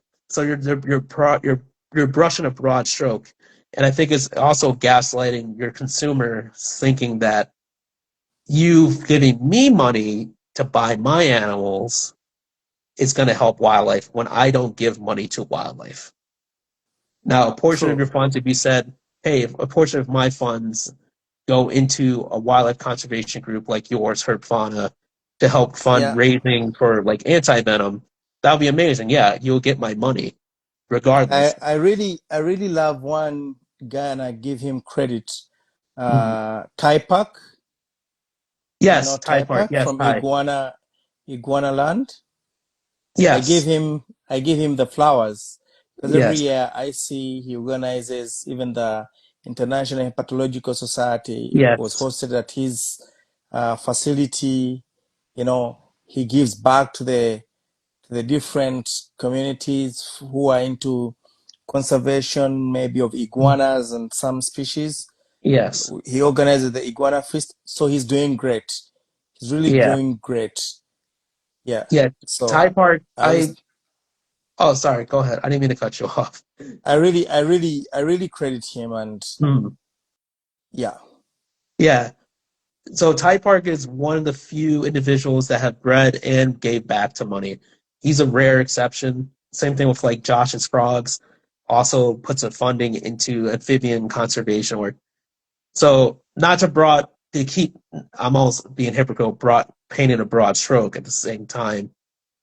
Those are rare exceptions on the Western side of hobby that are giving yeah, fun. And then it's smaller hobbyists that maybe do it, but most of like even social media is a difficult thing for me too because unless I do something like wild, like really crazy, where I'm handling venomous snakes barehanded and going to yeah, foreign countries and dealing and picking up wildlife, I don't get enough attention. Like this channel only has like maybe 150 people, which I'm okay with. yeah, I'm not caring about the numbers, but the quality of the content I want to produce is stuff like this, where if someone can listen back to this, they're going to understand, like, all right, this guy over here has got a guy from all the way from Uganda to talk about wildlife conservation and the importance of reptiles, and he didn't unbox something with a ball python with a rare 7 gene whatever paradox yeah, whatever. So I like to make my content as interesting and charismatic as possible and have people like yourself talk, which is honorable. I appreciate it's an honor for me to talk to you. But at the same time, social media has also dampened wildlife conservation and also the exotic animal trade because the yeah, outlandish people that have the loudest voice get most of the attention and a million followers. Even people yeah, that proclaim to be wildlife conservationists um, want the attention as much and get documentaries and movies come out. Like there was one recently about a shark lady. Um, they get the most attention and the most money, but at the end of the day, they're not giving money back to people like yourself or to even their local governments to fund wildlife conservation. And the kids absorb that in, which is very sad. And as a kid, I watched like the Crocodile Hunter and Jeff Corwin and Nat Geo, and that's where I got some of my information. But at the same time, I read books, which yeah, is so. But now the social media is king. It's very difficult. I think with education, that's another part of my dilemmas with like teaching the public because they get all this resources and the kids think they know everything because they can understand it at a faster pace. But at the same yeah, time, they're only getting like they're getting what's on camera, not everything behind the camera. Like this is fake. It's not real. But it's just yeah, stuff like that. Some stuff is just a facade. Um, yeah, so I try to do my best, like having conversations like these when I have the opportunity to talk to people to give more of like a reality perspective, and hopefully those kids, since they are more on social media, they'll get to listen to it a little bit faster, and that maybe yeah, they'll want to reach out to you and learn about animals, or hopefully people, the kids in Uganda, want to listen to you and put more appreciation. So it's very, I guess my response is complex. So this is what Yeah, I'm doing as best as possible to help out with that situation with education and conservation. yeah, I Um, oh, agree. oh my God, I forgot my questions. Hold on a second. Everything got logged out. Okay. Um, we kind of hit on most of them in some ways. But we'll go to like a fun question. What is your favorite parts working with snakes or any group of wildlife? You have like a favorite What? snake you work with, or a favorite animal or group of animals? Oh, my favorite snake and is a rhino viper. That's a good one. Yeah, a rhino viper, and working with the Egyptian cobra, even though it's very dangerous. I love it. More so the calico phase. I really Mm-hmm. love it. That blend of the colors. Mm-hmm. I really love it. I really love it. Those are my favorites. Those are my favorites. Rhino viper, and because my first time to encounter a, a rhino viper was in 2014 in a Mm-hmm. reserve called Chifu. It was raining and it was seated on top of the thicket, and it was really amazing for me. I'll never forget that day. Mm-hmm. So I've encountered rhino vipers now for because sometimes they do hopping. I've encountered them at least now like 10 times, you know. But of course, they're seasonal. If you can go, sometimes people want to hop. And I think hopping, you just go and find a snake there. It's here. You can move 3, 4 days without seeing even the target species, you know. Yeah. But then on another day when you are not looking for the same species, you find it. So it's really amazing. And we believe organizing hopping safaris and groups of people maybe who are interested from different parts of the country coming through Herpfauna, research-based hopping is one of the things that will help us to get funds and Mm-hmm. make the activities of the organization happen, and also to help the communities receive the basic information they really want, because information dissemination is very key. Like Mm-hmm. now we wanted to organize an event for like 5 schools, and our budget was restrained and we couldn't, so we only went and had the police officers like I told you. So it's Mm-hmm. what we're going to have. Yeah, because that is what it now means, you know. Mm-hmm. No one would Yeah. come out and say, I'm putting up $1,000 for you to organize this. You know, it's hard. So we Yeah. try to find our own means and say, okay, we can go here and here, and then yeah, at least we make the population have something. Getting space in the national newspapers is not something easy also, you know, because they think you have to pay, but that is information which is very important for Mm-hmm. people to consume in their papers, and it creates them, but getting spaces is a little bit crazy. So if you don't use our social medias, it's quite hard, even getting radio spaces and all that. So you find that these species that are favorite and dear to us will not survive if we don't talk about them and their Mm-hmm. behavior. That if you don't attack it, it will not Yeah. attack you. If you leave it to go, you'll be safe. So people will not know that if it's not put out to them, and maybe organizing 1,000 or 500 people and having the live expressions of the snakes there for them to see that if I stand still and leave the snake to go, I'll be free. If I get to harm it, it will stop and then also defend itself, you Mm-hmm. know? Yeah, so those are things that we look at. So those are my two Yeah. favorite species that I like working with. That's cool. You pick good ones. Rhino vipers are beautiful.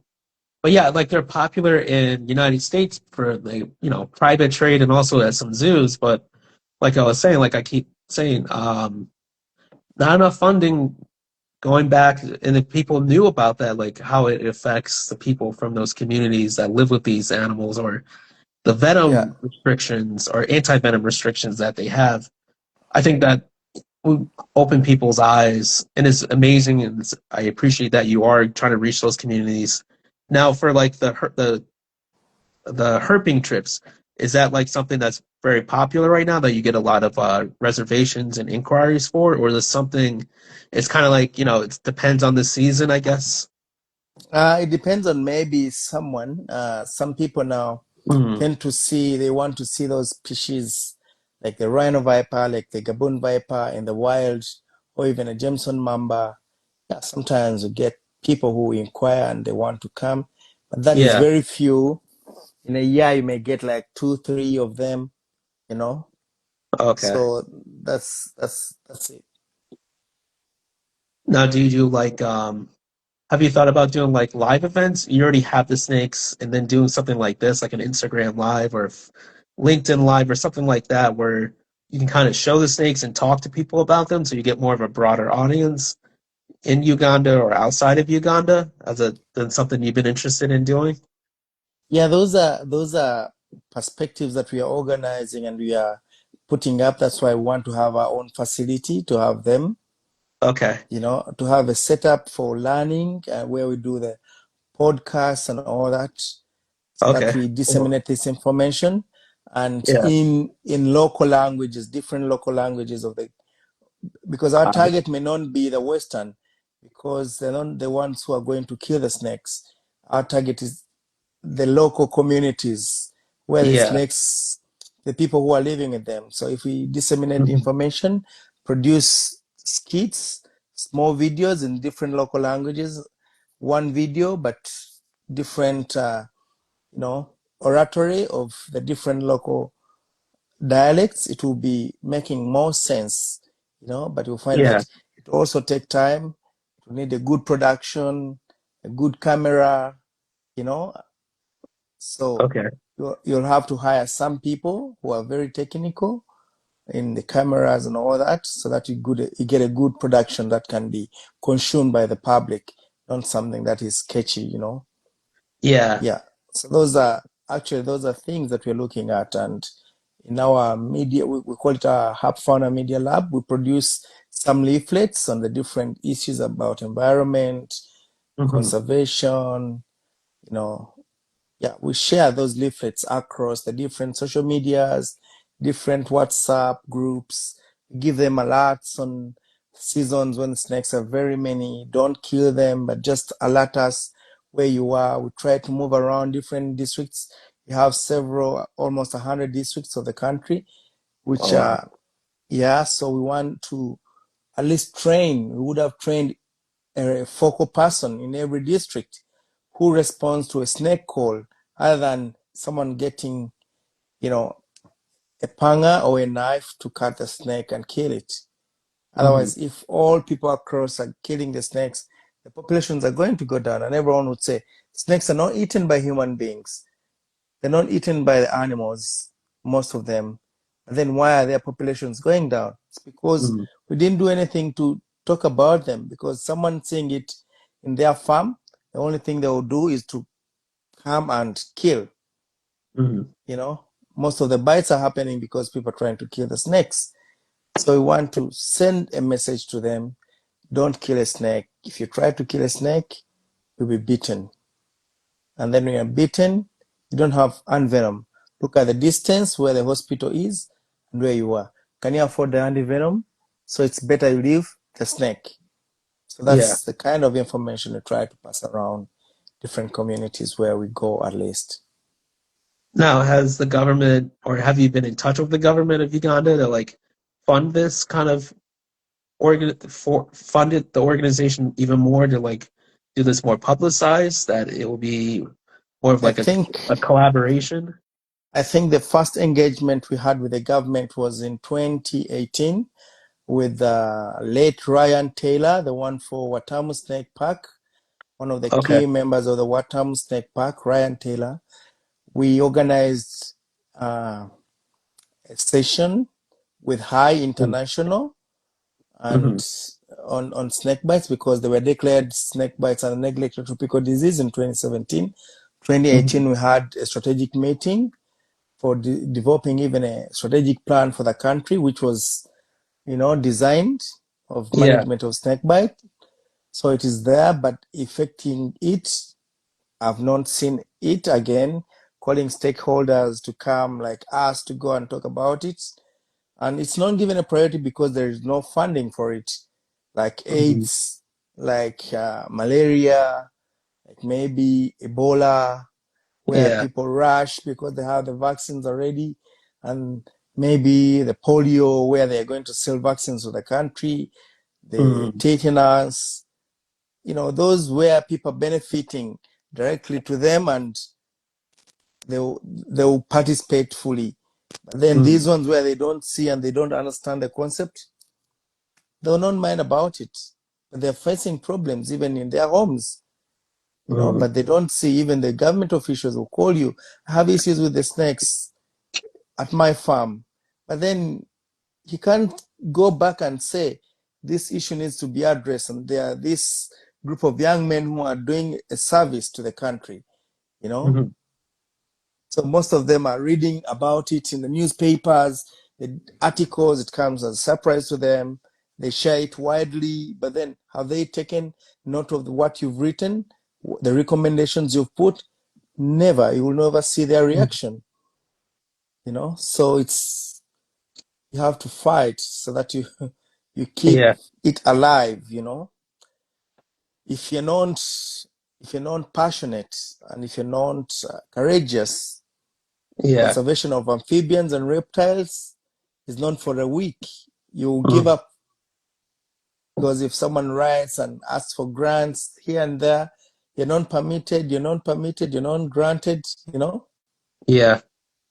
you find it even hard asking for a grant of $1,000 or €1,000 because it's literally gonna do nothing, but you can produce materials, for maybe kindergartens, maybe for 10 schools, and you give them some small samples of posters to pin around their classrooms to learn about different snakes in the country, and Mhm. in their local languages, So that is how it is. So we Yeah. can't come out and say government because they know snake bites are happening. It has been there since time immemorial. And then even in Mhm. the modern setting, they have not taken over. They have not used the people who are available for them to utilize. We are putting the skills outside in other countries than Mhm. because our countries cannot accommodate us. You get? So you sell your skills out. But if they were making you comfortable, you would have stayed in your country and render the skills. But then they don't see value in that. Others are seeing value in it. Mhm. Okay? So, but they only appreciate when they read, oh, is this really happening? Are there people advocating for snakes in the country? And can someone advocate for snakes? Are they really good? Mhm. You know? So that's what we face. And we're saying we will not give up. We'll continue doing what we can in our little means so that we Mhm. save these species, so that we see them flourish, so that we Yeah. reach a point where we're saying, okay, there is no one to touch an asiconis, to touch a spider. We advocate for listing it as endangered or vulnerable because Mhm. depending on the distribution, it really, according to us who know them, Mhm. it's vulnerable. It's going down. It's really going down. If a Yeah. snake that gives birth to over 30 to 60 babies, you can't find 10 in a locality, then that brings a question of existence and survival, Mhm. you know. So it must be having questions to address. Yeah. So you find that the National Zoo maybe is not also keeping those reptiles, those venomous snakes. They're keeping very few of them, maybe one, two, yeah, maybe a forest cobra, maybe Egyptian cobra and a Gabon viper, only those ones, because they believe they have no manpower to take care of Mhm. the other species. It is a window, and they would have been the scientific authority to sell out the message, you know. Mhm. So it becomes now hard when you advocate And when you try to put out things that are, you be as if you're in competition with the government, because if the National Zoo is a government entity and you're a private entity doing things they're not doing, the next thing maybe they'll be fighting you, you know? Yeah. So that is Yeah. what happens. Instead of working together and having a relationship where an MOU, it doesn't happen. But the small Mhm. people within are fighting one other person, you know? No, no, no, no. It's me to do the project, not the other one. So you find that we have no cordial relationship with the government entities because of that, just because of the small people who are taking the offices as their kingdoms. But the Mhm. things we're talking about are national matters, you know? Yeah, because I can survive with my family where I am because I can take my job here with the little funds I get, take care of my family. Why would I be advocating for reptiles and amphibians? I would give up and say, okay, I'll stick to my profession. You already Yeah. have your profession. You have, why would you come out and organize talks like these? Yeah. So the people within the government should wake up and work with partners, not looking at fighting for budgets and all that. No, Yeah. it should be a cordial relationship with people who know, and we all share the knowledge and efforts. We have almost 47 million people. Even the zoo, even the government cannot reach every part of the country. You know, they Mhm. cannot reach there. They have no resources also. But if we say every year we are going to touch maybe 3 districts, every district has several schools, but there is no information. You challenge them on the World Snake Day. The information they put up is shalke. It's not fit for a Yeah. national center. You know, so it's not about saying what, but people should not look at the people who are concerned should not look at their offices. The people in power should not look at their offices as others are fighting them or the others are doing wrong. They're the ones doing right, you know? Mhm. And we learn from each other. I learn Yeah. from you. I share with you. We ask each other. We grow each other. Yeah. And I really love it, you know? And then you'll find that someone somewhere is looking at, oh, Herpfauna has done this. Why? How are they doing it? You Yeah. know? So it's really crazy, but we believe we cannot be stopped but by even the many drops of rain, but not even any single drop of rain because the people who are trying to fight, they're fighting a tree which has got stems. We didn't just come yesterday to start advocating for snakes. If I tell you I started advocating for snakes as early as 2009, if you read my story that I put up, you know, Mhm. so I grew up, I started looking at snakes as early as 10 years old. And you find the person who is saying ABCD is just in the field for 3, 4 years. Yeah. So it's different. That's why I say, okay, the person coming from UK, coming from US, and then they're coming to Uganda. Yeah, you know the snakes, you know the species, but most of them are knowing them because of the groups where we share location, because they're asking for location. Someone publishes Yeah. a book, but without even reaching the country. But because of the information we share online, Yeah. they gather that and ask, oh, where is this one found? You know? And Mhm. they'll pick that. The Google Maps are there. They'll, they'll Yeah. produce what they. So Yeah. we are encouraged. We are not discouraged to take up our vision and our dream. Mhm. And our dream is alive in us, you know? Yeah. Because someone would say, oh, he's not there. Herpfauna is not moving. Herpfauna is moving, and you're saying we're doing activities, you know? Yeah. Even with the petty, I would say, okay, I'll get half of my salary or 3/4 of my salary, and then I put back that an activity happens. It is Mhm. okay for me, you know? So Mhm.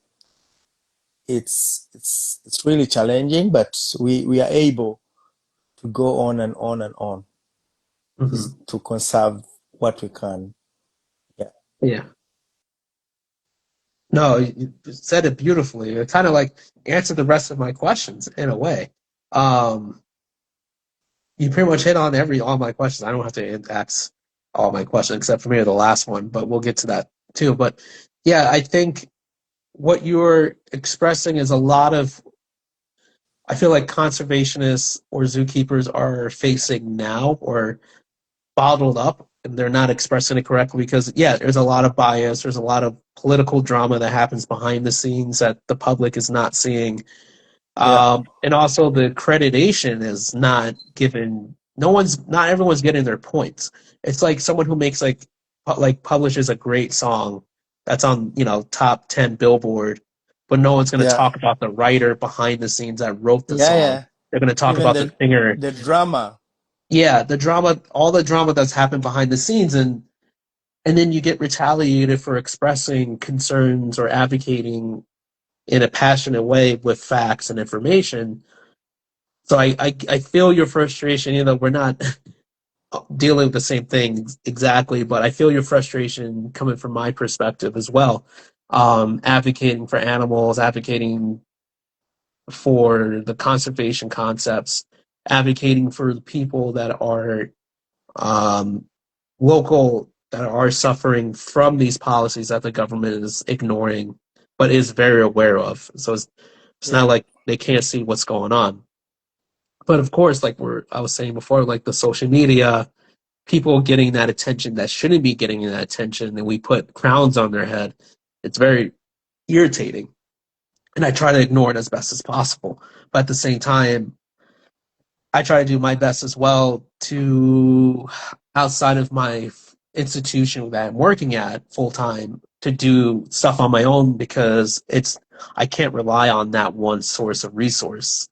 yeah, So I have to create my own resources, either taking the funding that I get from my job and put it into wildlife rehabbing, or put funds into the technology I can use to educate people and travel around and networking like with people like yourself, to create that spider web of like working locally and nationally. So it's very challenging, because yeah, and there's forms of gatekeeping too that people are not aware of, but maybe find out later on. The gatekeeping of information and resources that should be available to them, but is only given to specific individuals that maybe have a form of nepotism or they have a particular bias to favoring. I'll put it yeah. like that. So I'm not, pointing fingers at anyone. Sure. But yeah, I think what you're doing is great because you started this on just with people that are passionate as you and spending their own resources and time to educate and help out wild animals and work with snakes. So I think it's amazing what you're doing. And it's very, I guess, discouraging that you haven't got all this attention because it's wild to think about that. But I think if people had more of like a European or Westerner perspective of what a wildlife conservation looks like, we don't sometimes fit that agenda. We're the tour guide. We're the guy Yeah, driving the Jeep. We're the guy pointing out in the distance, like, oh, those are the lions, those are the zebras. But they don't put us in that, almost in that position of like being like a main character to what is developing, which is very unfortunate. That's forms of like colonialism, forms of racism that I try to touch on, not carefully. Sorry, carefully to a point to not like rub people the wrong way that they're going to shut down, but also bring awareness that it's not just about the animals, it's about the people as well. So I try to have these conversations as best as possible, but sometimes it is difficult. You hit a wall. yeah, So I get where you're coming from like 100%. I understand. It's frustrating. Even like doing like the news posts of like having a news reporter like talk to me. It gets to a point maybe on the local level, but is everyone going to be reading the newspaper? How much do I need yeah, to publish to get? and it's consuming of your time because you got to publish all the time to get enough attention. When some people maybe publish a couple times and they're like, oh wow, you know. There was someone I talked to recently. He had a good saying. He said like someone can talk about like a rat behind a dumpster and then get on like network television, something like that. Like some people just get like this all if they already have this bias like favoring them, they can get the attention as fast as possible. But I think that's also too with the reptile hobby. A lot of voices. I'm not. This is not like talking about Ty Park or Josh's Frogs, but other individuals that promote keeping African animals, or sorry, African reptiles, or keeping venomous snakes from Africa, because those are the most popular snakes to keep.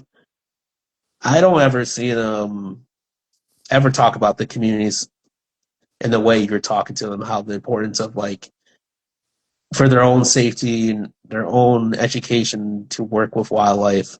It's more Yeah, of like they go abroad for like their YouTube channel, go to these countries, maybe get bit by a snake, and then they use up the resources from that country and then kind of leave, or they'll like publish something just favoring that, you know, what we're doing, keeping these animals in captivity is the conservation through consumerism, and the people of those countries are just witch doctors or poachers, yeah, and they can't appreciate these animals as they way we appreciate them. This is why we need to keep doing what we're doing. A lot of gaslighting and like misinformation just to favor agenda or story. yeah, Um, those are all frustrating. So I get where you're coming from, but it's nice that we can have this conversation and someone, if they want to listen to a 3 hour video, and listen to it.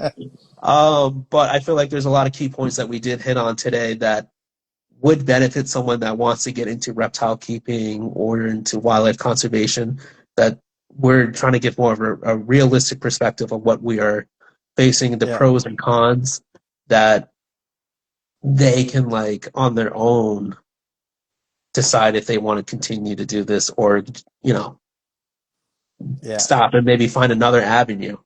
So yeah, this conversation is very important, I think, especially this week. We got snake awareness happening, and then we have National Zookeeper Week starting next Monday. So two stuff happening back to yeah, back. Um, but I guess maybe there's last two questions for today I want to talk about. What are the key takeaways that you want your audience to understand about yourself and Herp Fauna? That'd be like, yeah, yeah. yeah. Myself, really, it's a passion that drives me to keep advocating for the conservation of reptiles and amphibians because they have no voice. You know, they Mm-hmm. need a voice too. People think I can step on a frog and go because no one has seen me. But if Yeah. I step on a rhino, people come for me and then even take me to court. There is no Mhm. court, there is no case that I've ever had in the history that someone was taken to jail because of killing a snake or a reptile. But they have life like rhinos do. So for us, our hearts are with all the wildlife because the whole planet and the biodiversity is what we depend on. It is interlinked. One depends on the other. But we Mhm. believe that if we conserve and we talk about these silent, comrades of the wild, the earth will be safe. Everyone will be safe. Mhm. If we plant more trees, you know, put up the habitats to their natural setting like they were. We don't plant eucalyptus, we don't plant pine tree, plant the natural trees like the mysopia, you know, we plant the Wabugia uganensis, the local trees which are indigenous where the snakes thrive because they will be attracting birds and the mambas and cobras will be feeding on them. But then look at a tree like pine, it doesn't attract any bird. Look at Yeah. eucalyptus, it doesn't attract like any bird because it doesn't fruit, Mhm. So you're killing the ecosystem by planting trees which are not right. So the governments should come out, if they want to flourish even their budding, clubs and all that, to restrict people from planting these trees, and then advocate for natural trees and locally endemic. Then when we look at Herp Fauna is there to do sensitization, to do training, Mm. to the communities, to different parts, to the miners who are doing Mhm. mining, you know, to the health workers who are facing issues with the failure to treat rightly the snake bites. We contact different people, physicians. We contact different people from the medical perspective because you cannot do it alone, so that Mhm. they can render to us their ear. Like Nick Bradoff, if you know him, he's working with some project in Guinea, I think, yeah. So Okay. we always contact him, and he shares the information with us, you know. So Mhm. it's very important for people to understand that the cause is protection, conservation, and reproduction of these species which are at the verge of extinction if not cared for. That's what Herpfauna stands for. And our mission says that uh, wildlife, we advocate for wildlife and humanity. So humanity and wildlife must survive. The humans must live in coexistence with the wildlife, with the Mhm. snakes, with other species in peace without harming each other. Yeah. Beautiful. Beautiful. Uh, that's a great way. I think people are going to get the message, and hopefully, at the end of this interview, people will hopefully reach out to you more and give you money. Like, oh my God, like, nah, I feel. I wish I could take a freezer of antivenom right now and just ship it to you. But I have you reached out to Jim Harrison at Kentucky Reptile Zoo or Kristen Stewart? Yeah, yeah, Kentucky. We've tried to link up with her, but I just see her on Mm, on the Facebook. I yeah. sometimes comment on her post, but then we have never chatted on on the private. I think I tried sending her a message, Hmm. non Jim, because I think it's the wife who is always active Yeah. on She's the more. socials. Yeah. Yeah. So I tried to send her a message. I think we've ever met in a conference, but we never had the time to Okay. talk. Yeah, there are very many people. So, but yeah, I know Kentucky is there, Okay. and Yeah, I would try um, to help you reach out to some zoological institutions to see maybe we can do something to help you guys out. I'm not sure where to go, but I will try to do my best to like find some places to advocate for your organization because I think it's very important. Because like, are you? Is there any other reptile groups like yourself in Uganda? I think there is another one. I think, but it's not cross reptiles. It's looking on snakes only. But yeah, we have. I think it's called Snakes Uganda. Okay, but like, Yeah. but attention. I guess like it sounds like broadly through the country you've been kind of spread out a little bit more farther, especially with your message of education in reptiles. Yeah, we've been vocal. We've been Yeah, vocal through the universities. We've been doing lectures to the universities. We've been invited always to yeah. give lectures to the university students, the biology students, in different universities, Okay. training veterinary, students in different aspects of conservation of herps and their treatment, because most of them Mhm. come out of the institutions when they don't know anything about them, but they find them in zoos where they're going to work. So it's very important for Okay. them to know at least the husbandry and all that, because husbandry